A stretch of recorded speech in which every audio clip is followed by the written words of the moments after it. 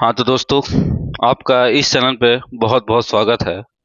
तो जैसा कि आपने प्रीवियस लेक्चर में देखा था कि बायोलॉजी में हमें क्या क्या पढ़ना है उसके बारे में हम लोगों ने डिस्कस किया था। तो आज हम बायोलॉजी के बारे में पूरा डिस्कस करेंगे।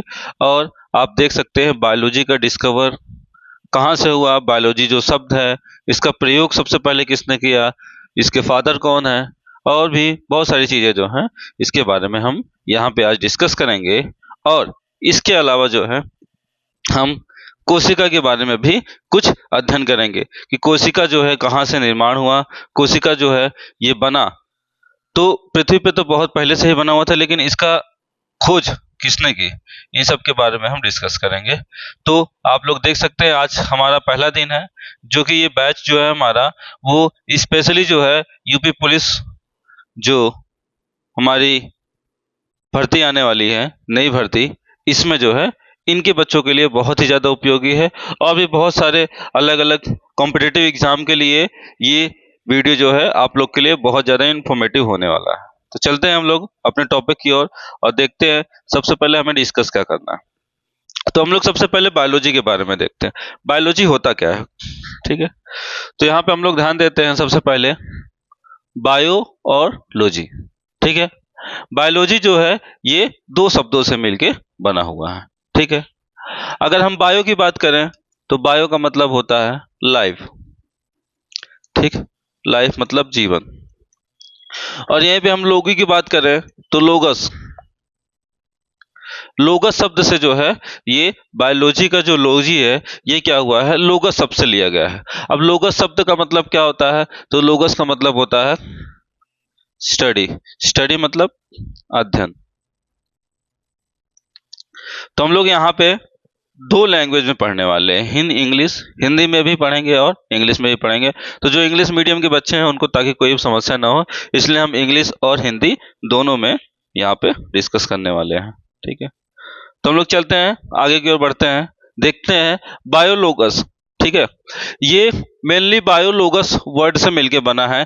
बायो का मतलब जीवन होता है और लोगस का मतलब होता है स्टडी करना। ठीक है, तो यहाँ पे अगर हम देखें तो बायोलॉजी है क्या, तो biology that branch of science under which we study living beings. ठीक है, मतलब है कि बायोलॉजी एक ऐसी ब्रांच है जिसमें हम लोग क्या करते हैं, साइंस की एक ऐसी ब्रांच जिसमें हम केवल और केवल क्या करते हैं, लिविंग बींग्स के बारे में डिस्कस करते हैं। तो देखते हैं बायोलॉजी है क्या। तो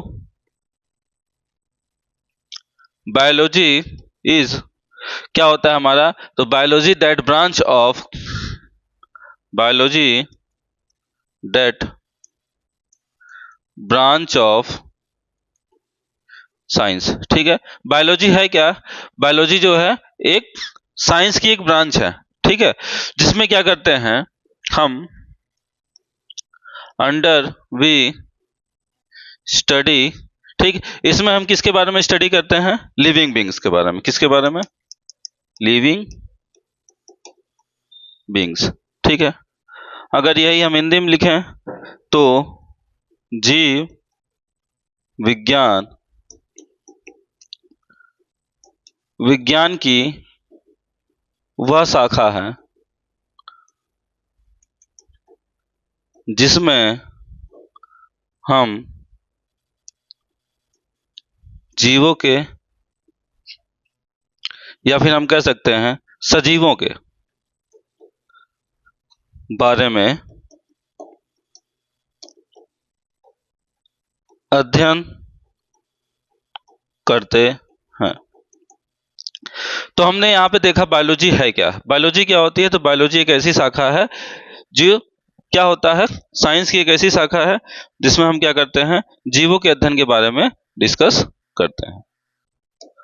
अब देखते हैं हम, तो ध्यान देते हैं बायोलॉजी जो शब्द है, अब इस शब्द का प्रयोग सबसे पहले किसने किया था। ठीक है, बायोलॉजी। ठीक है, इस वर्ड का जो यूज है इसको सबसे पहले किसने किया था, तो हम देखेंगे इट वॉज यूज्ड बाय। ठीक है, ये जो वर्ड है इस वर्ड को यूज किसने किया था, ठीक है। तो आप लोगों ने लैमार्क का बात सुना ही होगा, लैमार्क, ठीक है। क्या होता है लैमार्क? ठीक है, लैमार्क एक व्यक्ति थे, या हम कह सकते हैं साइंटिस्ट हैं, ठीक है। लैमार्क जो थे ये एक साइंटिस्ट थे। इन्होंने क्या किया, बायोलॉजी शब्द का सबसे पहले यूज किया, ठीक, मतलब शब्द का केवल प्रयोग किया था इन्होंने, लैमार्क ने, ठीक। और एक ट्रेविरेनस थे, ट्रेविरेनस, ठीक है, दो लोग थे, ठीक है। हम कह सकते हैं लैमार्क और ट्रेविरेनस नाम के दो व्यक्ति थे, ठीक है। इन दोनों ने मिलके क्या किया, बायोलॉजी वर्ड का, ठीक है, इस शब्द का प्रयोग, हम कह सकते हैं शब्द का प्रयोग। तो बायोलॉजी शब्द का प्रयोग सबसे पहले किसने किया था, लैमार्क ने किया था। लैमार्क जो थे इन्होंने ही बताया था कि हम ये जो वर्ड है, ये वर्ड बायोलॉजी वर्ड, इन लोगों के द्वारा इस शब्द का प्रयोग किया गया था। लेकिन अगर हम बात करें फादर ऑफ बायोलॉजी, ठीक है, मतलब बायोलॉजी के पिता, ठीक है, फादर ऑफ बायोलॉजी, तो जीव विज्ञान के जनक, जीव विज्ञान के जनक, ठीक है। तो बायोलॉजी जो है इसके जो जनक है वो एरिस्टोटल होते हैं, ठीक है। किसे कहा गया, तो बायोलॉजी के जनक एरिस्टोटल,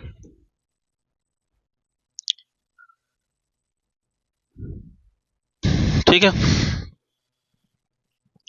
तो एरिस्टोटल जो थे ये क्या थे, हमारे बायोलॉजी के जनक थे, जिसको हम अरस्तु कहते हैं। क्या कहते हैं, हिंदी में हम अरस्तु नाम दिए हैं, ठीक है। तो अरस्तु जो थे, एरिस्टोटल, तो एरिस्टोटल नाम के वैज्ञानिक जो थे ये फादर ऑफ बायोलॉजी हैं।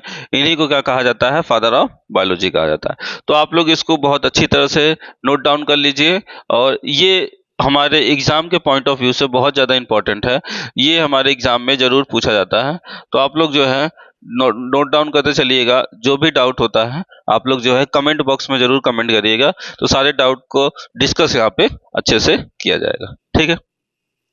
अब हमने देख लिया फादर ऑफ बायोलॉजी, बायोलॉजी के जनक कौन है, बायोलॉजी वर्ड कहाँ से आया, किस किस ने बायोलॉजी वर्ड को दिया, और इसके जनक या फिर इसके हम फादर किसे कहते हैं वो हम लोगों ने यहाँ पे डिस्कस किया। आगे की ओर चलते हैं और ध्यान देते हैं। तो बायोलॉजी जो है, बायोलॉजी को जो है हम लोगों ने दो पार्ट में डिवाइड किया, ठीक है। जो बायोलॉजी वर्ड है,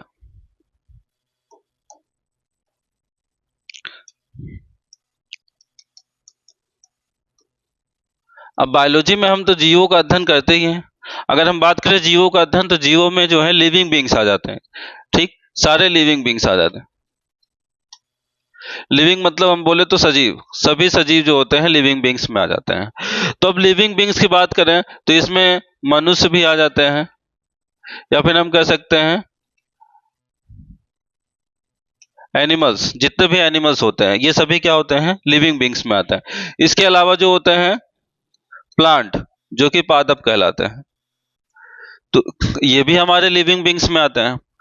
तो इतने सारे पेड़ पौधे होते हैं और इतने सारे जीव जंतु होते हैं, तो क्या सबका अध्ययन हम एक साथ कर सकते हैं, नहीं कर सकते, क्योंकि ये हमारे लिए काफी डिफिकल्ट होगा कि सबकी स्टडी एक साथ करना।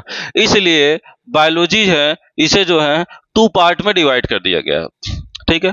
टू पार्ट में अगर बात करें तो बायोलॉजी की जो फर्स्ट पार्ट है जूलॉजी कहा गया,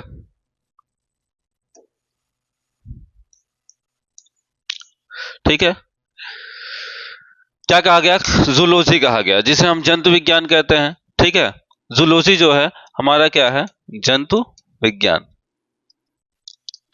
इसी में अगर हम बात करें दूसरी एक और शाखाएं होती हैं, ये बायोलॉजी की शाखाएं हैं, मतलब बायोलॉजी को एक पार्ट जो है हमारा जंतु विज्ञान में, या फिर हम कह सकते हैं जूलॉजी, और एक को हमने क्या किया, बॉटनी। बॉटनी अगर बात करें तो ये हमारा क्या है, वनस्पति विज्ञान, ठीक है।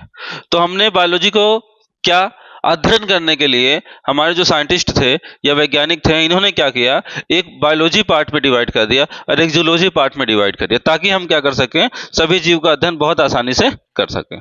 ठीक है, अब जूलॉजी की बात करें तो जूलॉजी में आता क्या है। ठीक है, जूलॉजी की बात करें तो जूलॉजी में क्या होता है, जूलॉजी का मतलब होता है जंतु विज्ञान, जिसमें हम क्या करते हैं, जीवों के बारे में अध्ययन करते हैं। किसके बारे में, जीवों के बारे में।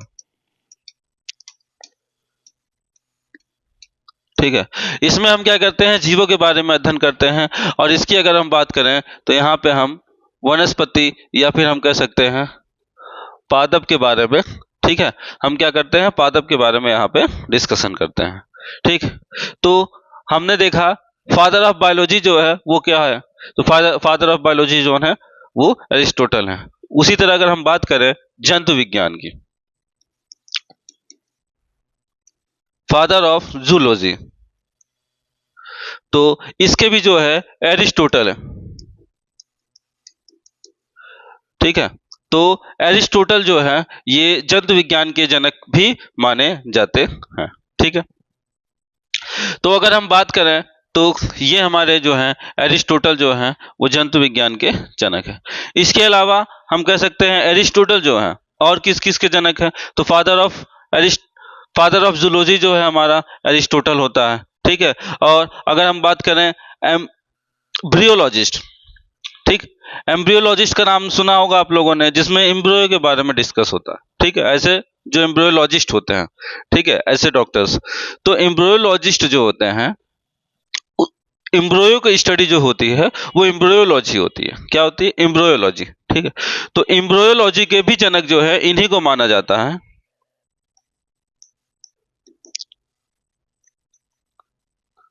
एम्ब्रियोलॉजी मतलब भ्रूण विज्ञान।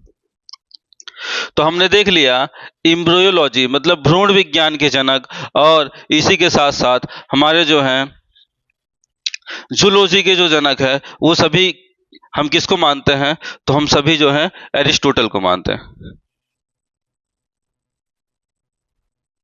ठीक है, आगे बात करते हैं तो कुछ इसी में जो जंतु विज्ञान या फिर हम कह सकते हैं जूलॉजी है, ठीक है, उसके जनक जो हैं हमारे एरिस्टोटल हैं। बात करते हैं बॉटनी की, ठीक है, या फिर हम कह सकते हैं वनस्पति विज्ञान। ठीक है, तो थियोफ्रेस्टस नाम के एक वैज्ञानिक है।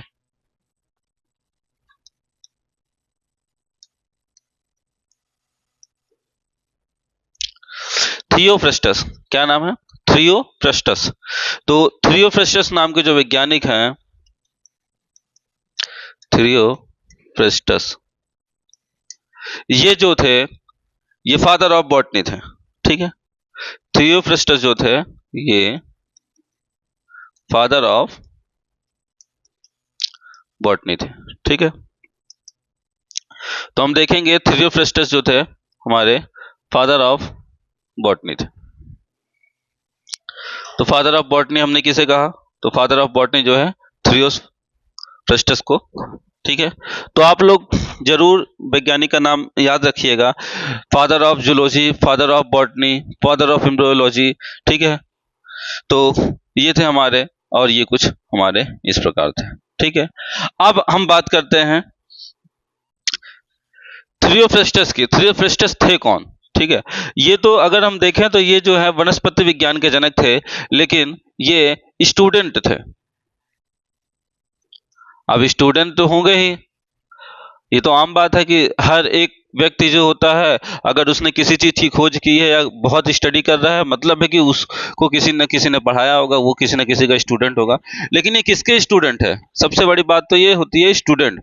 स्टूडेंट किसके थे, तो ये जो थे हमारे अरस्तु जो थे, उनके जो है ये क्या थे, स्टूडेंट थे। तो हमारे अरस्तु जो फादर ऑफ बायोलॉजी जिसे हम कहते हैं, फादर ऑफ बायोलॉजी अरस्तु या एरिस्टोटल, उनके ये क्या थे, शिष्य थे या फिर स्टूडेंट है। ठीक है, जिसमें हम देखते हैं इन लोगों ने कुछ इनके बारे में और कुछ इन चीजों के बारे में डिस्कस किया था। तो आगे की ओर चलते हैं। यहाँ से कुछ क्वेश्चन ऐसे भी आते हैं, अगर आप लोग देखेंगे तो यहाँ से कुछ इस टाइप के क्वेश्चन बनते हैं जो कि फादर ऑफ या फिर हम कह सकते हैं जनक, इस सब्जेक्ट के जनक कौन से हैं, इस पार्ट के जनक कौन से हैं, ये पूछते हैं। उसके अलावा एक चीज और पूछा जाता है, बुक,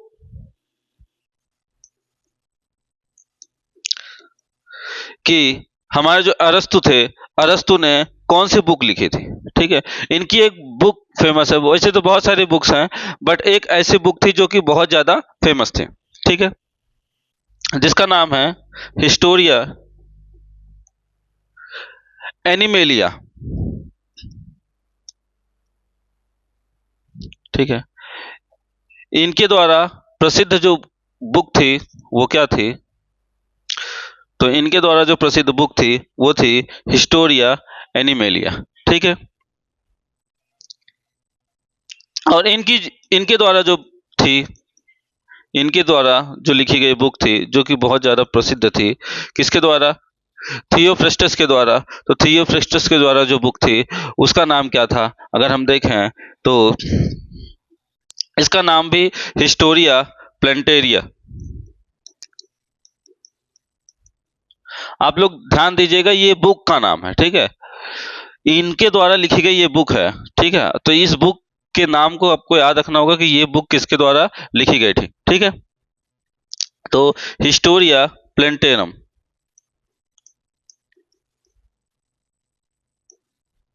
ठीक है, तो हिस्टोरिया प्लेंटेरम हम देखते हैं, इसको हिंदी में भी लिख देते हैं, हिस्टोरिया प्लेंटेरम।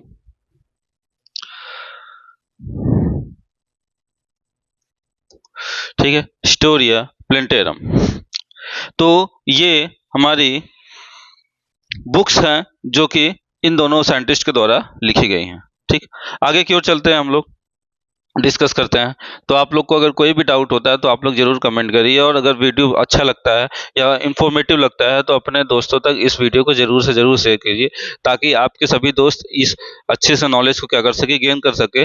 और आप लोग का लक्ष्य होना चाहिए कि हम साइंस में पूरा का पूरा जितने भी हमारे क्वेश्चंस आते हैं यूपीपी में या अन्य किसी भी रेलवे एग्जाम में या फिर किसी भी प्रकार के गवर्नमेंट एग्जाम में हम बैठते हैं, तो उसमें जितने भी क्वेश्चन आ रहे हैं बायोलॉजी से रिलेटेड, इस लेक्चर को लेने के बाद आप लोग डीपली एजुकेशन यहाँ से लेने के बाद बिल्कुल भी आप लोग को 1% डाउट नहीं होगा कि सेल में हम क्या पढ़ें क्या ना पढ़ें, क्योंकि आपको यहाँ से पूरी डिटेल में सब कुछ बता दी जाएगी।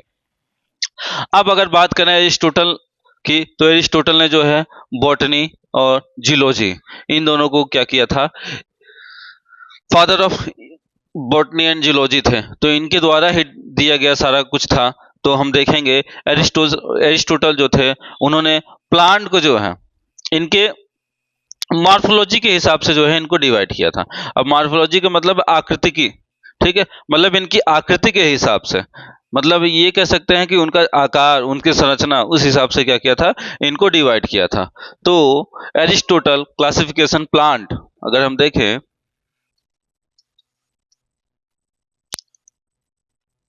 एरिस्टोटल क्लासिफाइड लिख सकते हैं, क्लासिफाइड प्लांट इनटू 3 ग्रुप्स। कितने ग्रुप में बांटा था, तो प्लांट को जो है इन्होंने 3 ग्रुप में डिवाइड किया था। किसके बेस पे, तो on the basis of their morphology. ठीक है, मतलब हम कह सकते हैं अरस्तु ने क्या किया था, अरस्तु ने पादप को 3 भागों में बांटा था, 3 भागों में बांटा था। किसके हिसाब से, तो उनके आकार की के अनुसार। ठीक है, तो उनके आकारिकी के अनुसार या फिर हम कह सकते हैं आकार के अनुसार जो है इन्हें कितने ग्रुप में बांटा गया, 3 ग्रुप में बांटा गया। 3 ग्रुप कौन कौन से थे, उसको हम देखते हैं तो यहाँ हम देख पाएंगे सबसे पहला जो था वो क्या था, तो हम देखेंगे हर्ब्स होता है, श्रब्स होता है और ट्री होता है। ठीक है, हर्ब्स की बात करें तो सबसे पहला जो हमारा हर्ब्स है, ठीक है, दूसरा है श्रब्स,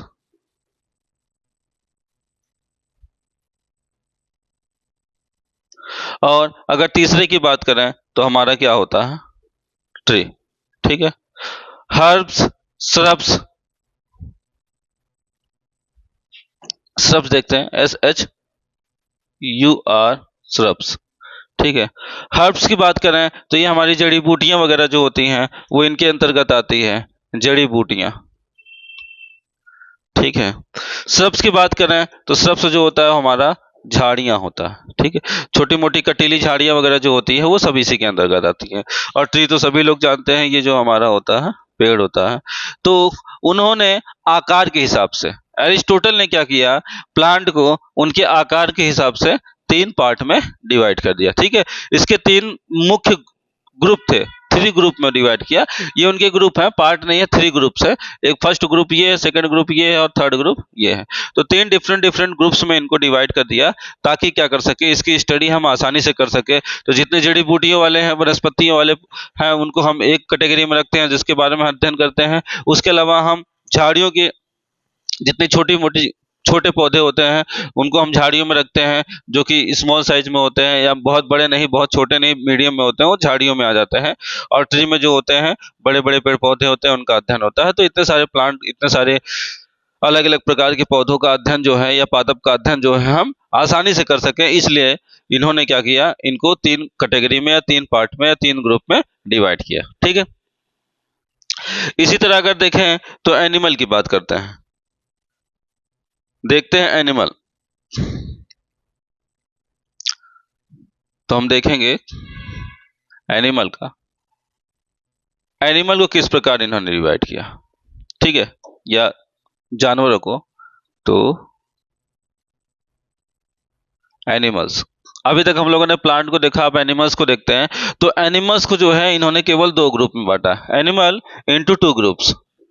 ठीक है, एनिमल इनटू 2 ग्रुप्स। अब एनिमल को 2 पार्ट में कैसे डिवाइड किया, या 2 भागों में कैसे बांटा, या 2 ग्रुप, हम कह सकते हैं 2 ग्रुप में कैसे बांटा। तो on the basis of their blood group. ठीक है, इसे बांटने का क्या था, on the basis of their blood group. तो जंतुओं को 2 भागों में बांटा गया। ठीक है, जंतुओं को 2 भागों में कैसे बांटा गया, तो उनके रक्त के आधार पे, ठीक है, या रक्त समूह के आधार पर बांटा गया। ठीक है, रक्त समूह के आधार पे क्या किया गया, बांटा गया। तो रक्त समूह के आधार पर जंतुओं को कितने भागों में बांटा गया, तो रक्त समूह के आधार पर जंतुओं को 2 भागों में बांटा गया। अब 2 भाग कौन कौन से थे, तो उसके बारे में अगर हम देखें तो 2 भागों में विभाजित हुआ था। तो ये 2 भागों में किस प्रकार से विभाजित हुआ, इनके बारे में देखते हैं। तो पहला जो था, ठीक है, इनका जो रंग था, ठीक है, अगर हम बात करें रेड ब्लड, या फिर हम लाल रक्त की बात करें तो रेड ब्लड, और जिनके पास लाल रक्त नहीं थे उनके। ठीक है, तो 2 पार्ट में बांटा गया। कौन कौन से 2 पार्ट है उसको देखते हैं। तो सबसे पहला जो था वो रेड ब्लड था। ठीक है, मतलब ऐसे जंतु जिनके पास लाल रक्त होता था। ठीक है, उन्हें इनैमा कहा गया। क्या कहा गया, उनको भी एक नाम दिया गया, इनैमा। ठीक है, इनैमा, इनैमा नाम के थे। दोज एनिमल, या हम कह सकते those animal who have read blood, मतलब ऐसे जंतु जिनके रक्त लाल थे। तो कभी कभी क्वेश्चन आता है, ऐसे जंतु के नाम बताइए जिनके रक्त लाल होते हैं, या उन्हें क्या कहते हैं। ऐसे जंतु जिनके रक्त लाल होते हैं उसे क्या कहते हैं, तो उसे क्या कहते हैं, इनैमा कहा जाता है। उनका एक नाम दिया उन्होंने, क्या कहा, इनैमा नाम के जो थे होते थे, जिनके लाल रक्त पाए जाते थे, उन्हें इनैमा कहा जाता था। ठीक है, तो पहला ग्रुप जो था वो इनैमा था, या लाल रक्त था, जिसके पास लाल होते थे। एनिमल को जो है उस कैटेगरी में डिवाइड किया गया जिनके पास लाल रक्त होते थे।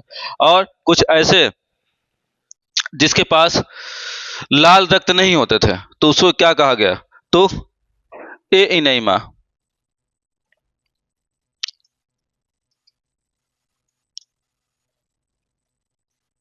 ठीक, ए इनैमा मतलब दोज एनिमल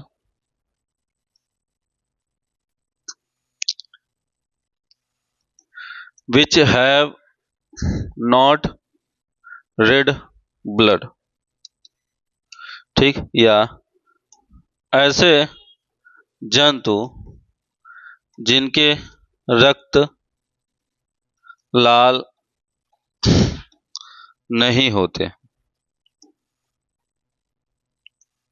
ठीक है, तो ऐसे जंतु जिनके रक्त लाल नहीं होते थे उन्हें ए इनैमा कहा गया, और जिनके लाल होते थे उन्हें इनैमा कहा गया। तो ये दो प्रकार के समूह में इन्होंने क्या किया था, बांटा था।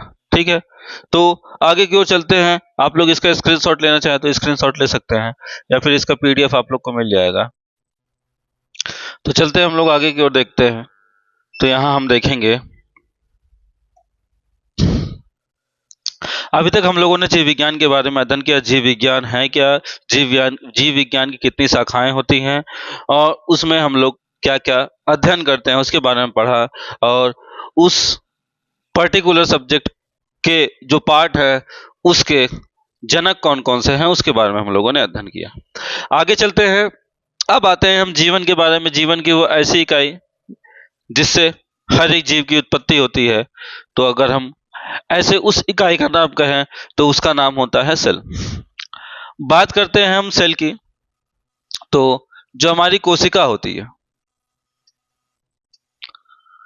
जिसे हम सेल कहते हैं, अगर हम बात करें तो हमारी पूरी शरीर जो है उसकी सबसे छोटी से छोटी इकाई जो है वो सेल है।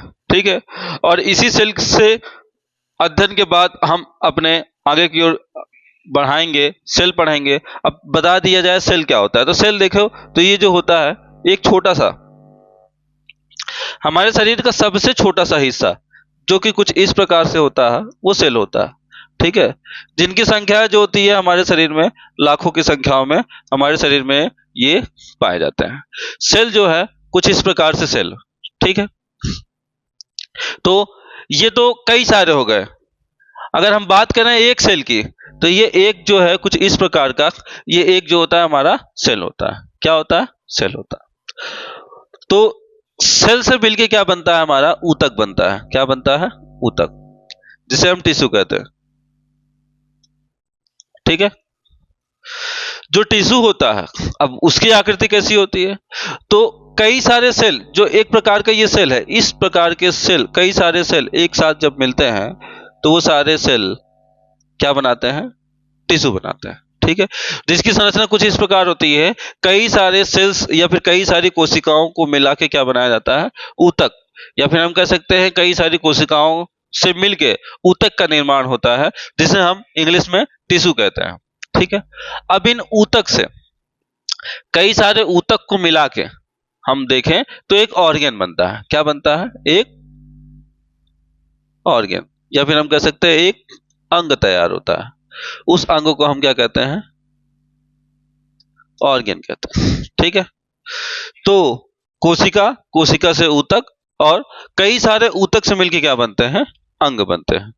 तो अगर हम देखें तो कुछ इस प्रकार से ये हमारे ऊतक हो गए, फिर ये हमारे ऊतक हो गए। हम कह सकते हैं एक प्रकार का कोई एक अंग बनता है।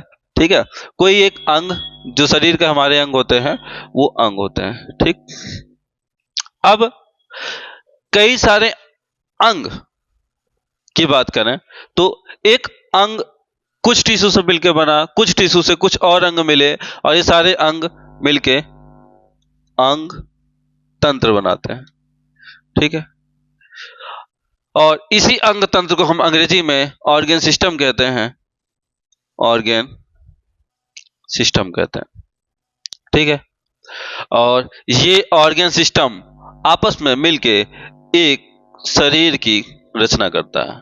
अगर अंग तंत्र की बात करें तो हमारे शरीर में काफी सारे अंग हैं। हमारे सिर पे ब्रेन होता है, हार्ट होता है, लीवर होता है, किडनी होता है, और भी हमारी बॉडी में बहुत सारे अंग होते हैं।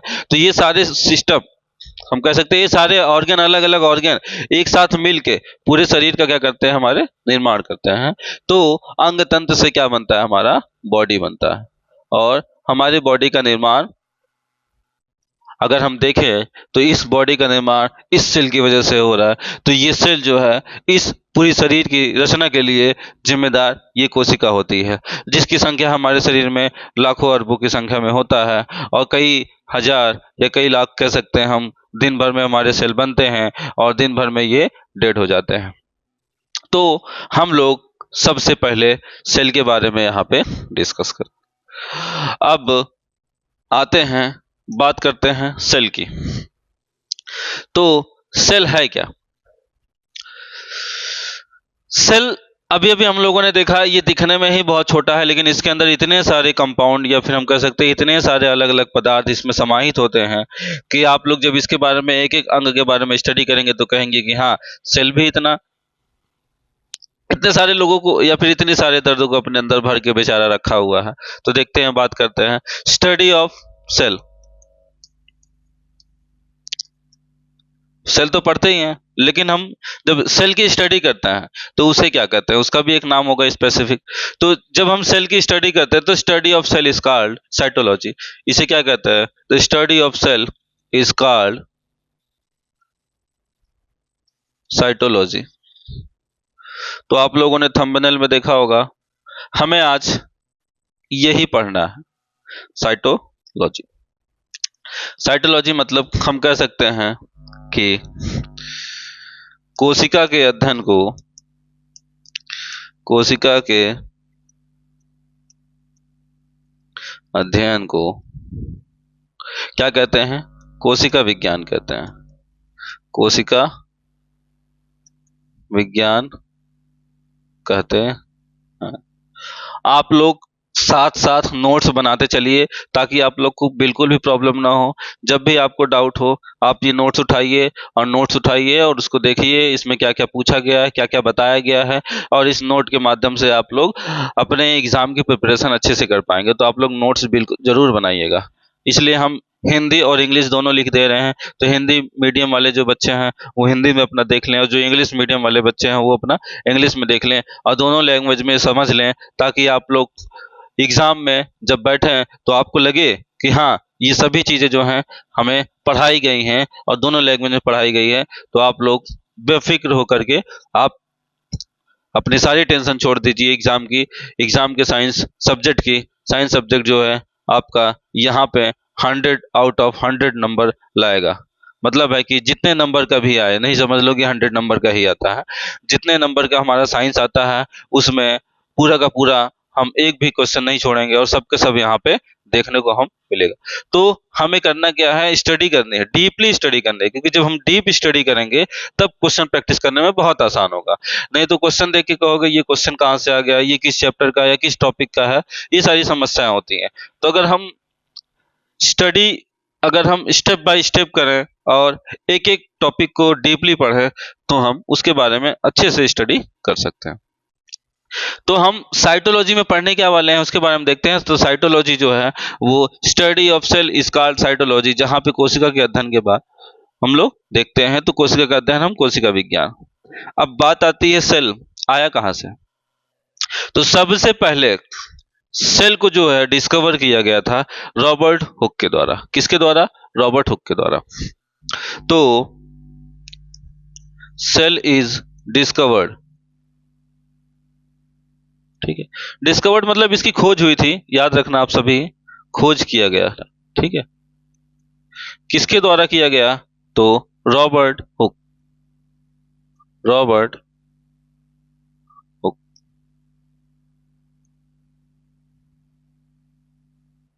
ठीक है। रॉबर्ट हुक के द्वारा ये खोजा गया था। ठीक है। कब खोजा गया तो बात करें तो रॉबर्ट हुक के द्वारा इसको 1665, ठीक है,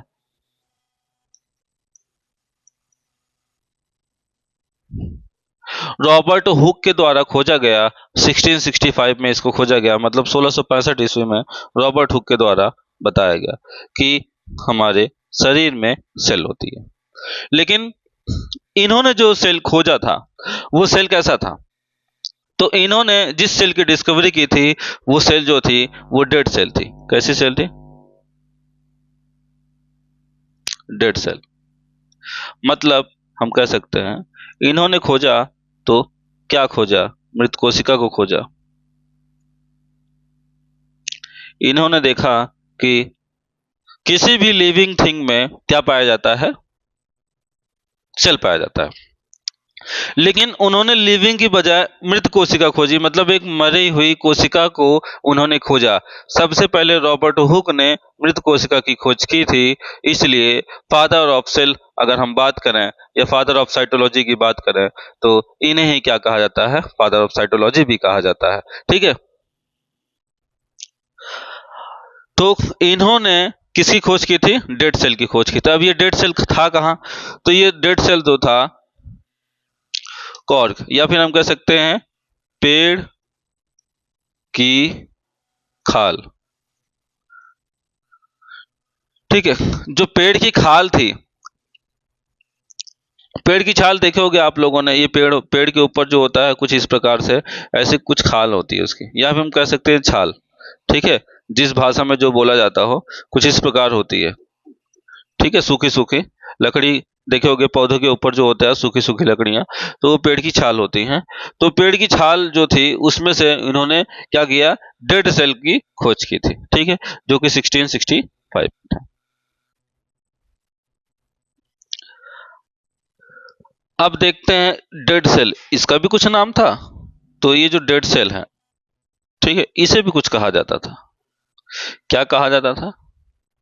तो ये जो डेड सेल थी या मृत सेल थी, इसको कहा जाता था नेफ्रोसिस। क्या कहा जाता था? नेफ्रोसिस। ठीक है।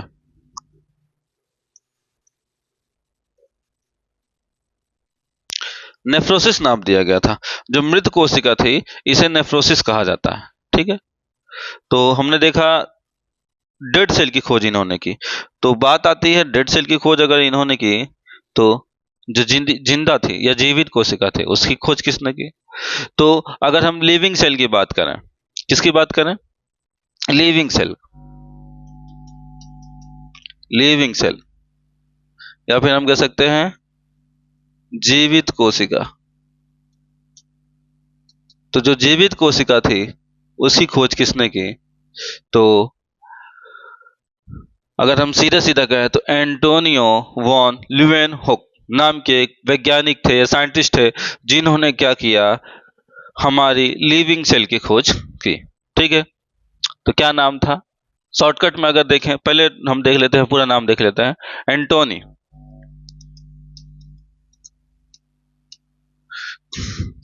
Von Leeuwenhoek. ठीक है।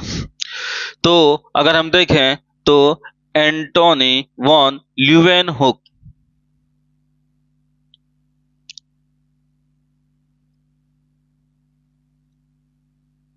ल्यूवेनहुक, ठीक है, एंटोनी वॉन ल्यूवेनहुक, ठीक है। तो एंटोनी वॉन ल्यूवेनहुक, ठीक। तो इन्होंने क्या किया था? जीवित कोशिका की खोज की थी, जो कि एक जीवाणु में। ठीक है। किसमें? इन्होंने जो खोज की थी वो जीवाणु में की थी। किसमें की थी? जीवाणु में, या फिर हम कह सकते हैं बैक्टीरिया सेल, जीवाणु कोशिका। किसी खोज की थी? लिविंग सेल में जीवाणु कोशिका की खोज की थी, बैक्टीरिया सेल।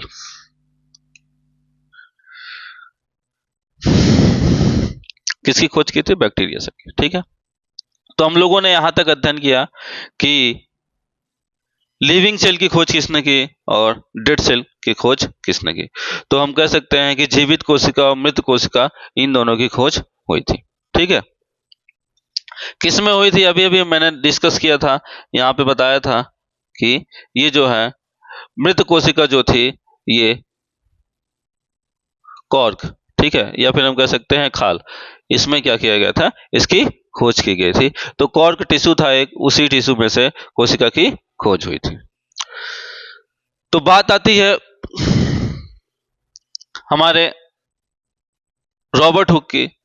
तो रॉबर्ट हुक से मिलता जुलता एक नाम काफी प्रचलित है, ठीक है, वो है रॉबर्ट ब्राउन। ठीक है, रॉबर्ट ब्राउन। तो काफी बच्चे कंफ्यूज होते हैं कि रॉबर्ट हुक और रॉबर्ट ब्राउन दोनों एक ही हैं। तो रॉबर्ट हुक जो थे, उन्होंने सेल की खोज की थी, लेकिन अगर बात करें रॉबर्ट ब्राउन की, तो इन्होंने डिस्कवर किया था किसकी? न्यूक्लियस की। ठीक, न्यूक्लियस मतलब हम कह सकते हैं केंद्रक। इन्होंने न्यूक्लियस न्यूक्लियस की खोज की थी, जो कि हम कह सकते हैं वो क्या है? केंद्रक है। इन्होंने केंद्रक की खोज की थी। किसकी खोज की थी? केंद्रक की, जो कि रॉबर्ट ब्राउन थे। ठीक है, तो बात करते हैं हम कुछ ऐसे नेचर की जिसके बारे में हम यहां डिस्कस करेंगे। तो टाइम जो है काफी ओवर होते जा रहा है। तो आज हमने डिस्कवरी देख ली कि किसकी किसकी खोज हुई थी, किस किस के द्वारा हुई थी। ठीक है, अब हम नेक्स्ट लेक्चर में जो है आगे देखेंगे। यहाँ पे हम स्टडी करेंगे आगे के लेक्चर में। तो आगे हम लोग ध्यान देंगे, अच्छे से ध्यान देंगे। क्या ध्यान देना है? हमें आगे जो स्टडी करनी है वो करनी है कि कैसे इसकी खोज किस किस के द्वारा हुई। तो इसको विस्तार पूर्वक हम कल के क्लास में डिस्कस करेंगे। तो आज के लिए बस इतना ही, आगे मिलते हैं आप लोग से। Thank you.